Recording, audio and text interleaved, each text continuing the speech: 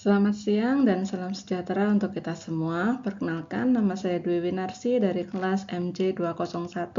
Kali ini saya akan mempresentasikan tugas terstruktur pengantar bisnis 1. Kali ini saya mengambil topik dari pengantar bisnis yang menjelaskan tentang bagaimana perkembangan bisnis UMKM di Indonesia. Saya mengambil salah satu contoh bisnis UMKM di Indonesia, yaitu laundry. Nah, bisnis ini bernama Lina Laundry. Berikut adalah profil dari pemilik bisnis Lina Laundry. Pemilik bisnis bernama Lina yang berusia 36 tahun. Nah, jenis usaha bisnisnya adalah jenis usaha kecil UMKM. Usaha dijalankan sejak tahun 2016. Jenis usaha di bidang jasa yaitu mencuci pakaian atau laundry. Pelanggannya ialah warga di sekitar rumah desanya, khususnya yang memiliki anak usia sekolah. Kemudian letak tempat bisnisnya ada di dekat sekolah dan masjid besar yang ada di wilayah tempat tinggalnya. Berikut adalah strategi promosi yang dilakukan oleh Lina Laundry. Pertama, yaitu promosi dilakukan dari mulut ke mulut dan melalui media sosial seperti Facebook, WhatsApp, dan Instagram pribadi beliau. Kemudian, promosi dilakukan pada saat mendekati dan setelah hari-hari besar nasional, keagamaan, atau menjelang diadakannya acara-acara besar desa atau hajatan keluarga seperti pernikahan. Kemudian, karena tempat usaha berdekatan dengan sanak saudara dari beliau, pemilik usaha menetapkan peraturan bahwa setiap pelanggan yang membutuhkan jasanya tidak akan dipandang dari latar belakang mereka. Meskipun mereka adalah keluarga sendiri, tetap harus dikenakan biaya jasa. Nah, aturan ini dibuat agar pemilik usaha tidak mendapatkan rugi, karena kita tahu sendiri bahwa sebagian besar penduduk yang ada di Indonesia, khususnya yang ada di pedesaan, itu hidup berdekatan dengan sanak saudara mereka, dan mereka selalu menginginkan apa-apa itu free. Jadi pemilik usaha menetapkan peraturan bahwa siapapun yang menginginkan atau mendapatkan jasa dari laundry tersebut harus tetap membayar meskipun mereka adalah keluarga sendiri. Nah, kemudian strategi berikutnya yaitu membangun hubungan yang baik dengan pelanggan. Nah, hal ini dilakukan agar ada kepercayaan antara pelanggan dan juga dari Lina Laundry sendiri gitu. Jadi semakin baik hubungan mereka dengan pelanggan, nah pelanggan tersebut akan juga terus menggunakan jasa Lina Laundry ini. Nah, ini juga bisa membuat pelanggan-pelanggan yang ada setia menggunakan jasa ini dan menjadi pelanggan tetap di Lina Laundry ini.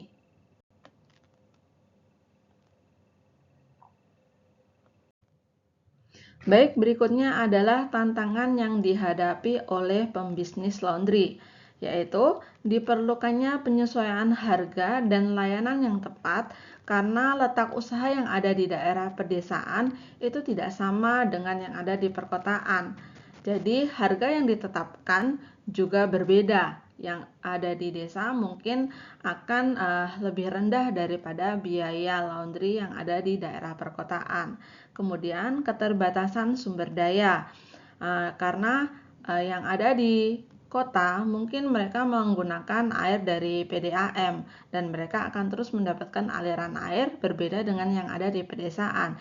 Nah, jikalau ada musim hujan atau kekeringan, mereka juga akan mendapatkan kesulitan mendapatkan air bersih.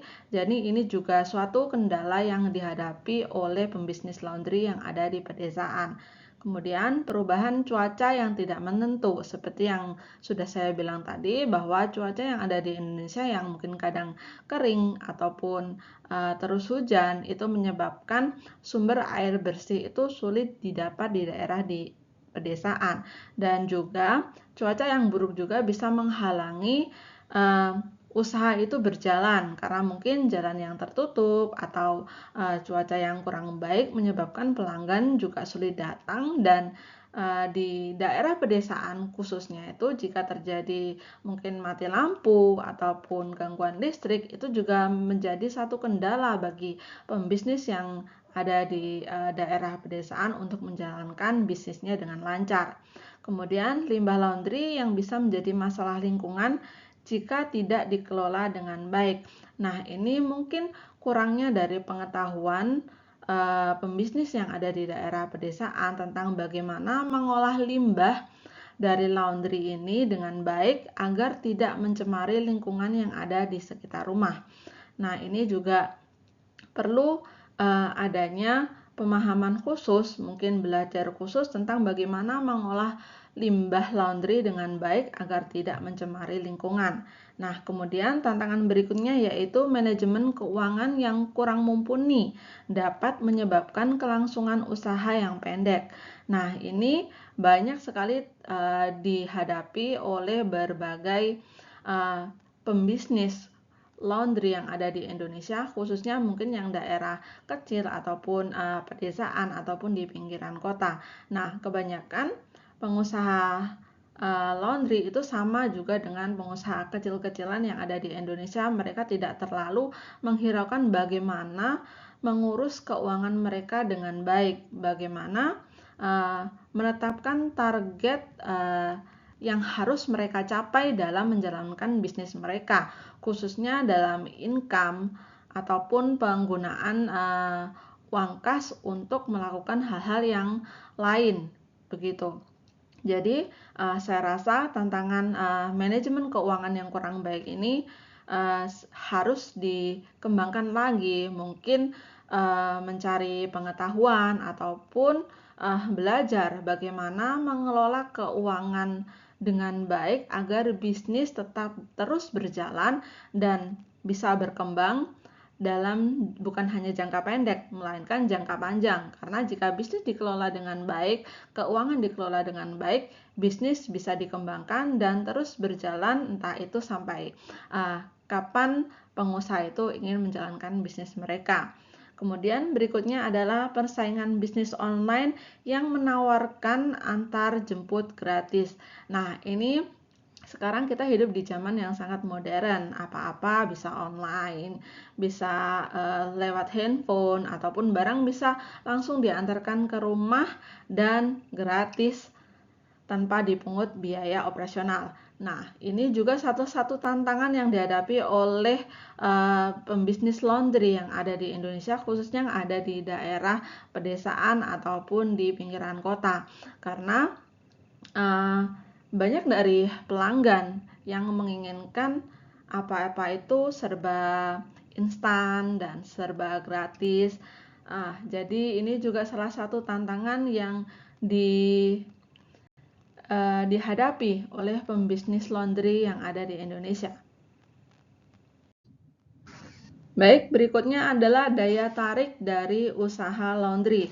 Menurut saya pribadi, usaha ini sangatlah menarik untuk bisa dijalankan. Nah, usaha ini tidak membutuhkan modal yang besar untuk memulai bisnisnya. Nah, permintaan dan juga keuntungan juga cukup stabil. Kemudian tidak perlu menyewa tempat karena bisa dilakukan di rumah sendiri. Nah, waktu usaha juga bisa disesuaikan sesuai dengan jadwal pribadi. Nah, untuk daerah pedesaan atau pinggiran kota, usaha ini masih belum ada terlalu banyak pengusahanya. Jadi persaingan dalam usaha ini juga belum terlalu ketat. Kemudian usaha ini tidak memerlukan skill yang khusus untuk bisa menjalankan bisnis ini. Karena mencuci baju, menyetrika dan sebagainya itu adalah hal yang biasa dilakukan oleh ibu-ibu rumah tangga yang ada di Indonesia. Kemudian memiliki peluang ekspansi seperti menambahkan jenis layanan atau membuka cabang baru. Nah, ini juga peluang yang sangat bagus karena bisa memperbesar ataupun menambah penghasilan bagi pengusaha bisnis ini. Kemudian pemasaran yang mudah dan usaha dapat dilakukan sebagai usaha sampingan, bisa menambahkan tambahan income untuk keuangan dari pengusaha tersebut. Baik, sekian presentasi dari saya. Terima kasih.